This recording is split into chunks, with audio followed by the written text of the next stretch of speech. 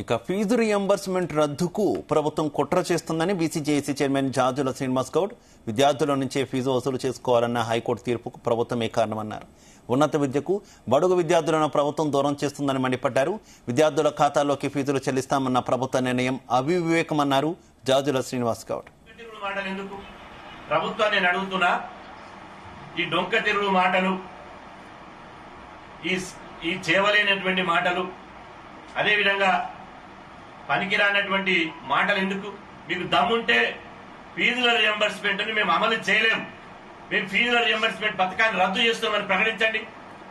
అప్పుడు మీ ప్రభుత్వం ఉంటదా ఉండదా మేము చూపిస్తాం. ఇవాళ కాంగ్రెస్ ప్రభుత్వం గతంలో బీఆర్ఎస్ ప్రభుత్వం 2.5 సంవత్సరాలు బకాయిలు పెట్టిపోయింది. నేను బకాయిలు చెల్లిస్తా, మొత్తం ఫీజులు ఇస్తామని చెప్పి మీరు మాయమాటలు చెప్పి బీసీలకు మోసగించి మళ్ళీ అధికారంలోకి వచ్చారు.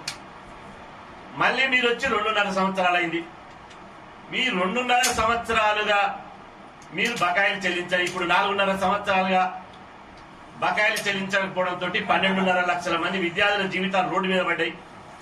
చాలా మంది స్విగ్గీ జొమాటోలో ఫీజులు కట్టలేక, హాల్ టికెట్ ఇవ్వలేక ఇవాళ చాలా మంది విద్యార్థులు ఇబ్బంది పడుతుంటే ఇవాళ 22 మంది విద్యార్థులు ఆత్మహత్యలు చేసుకున్నారు. నిన్నగాక మొన్న వనస్థలు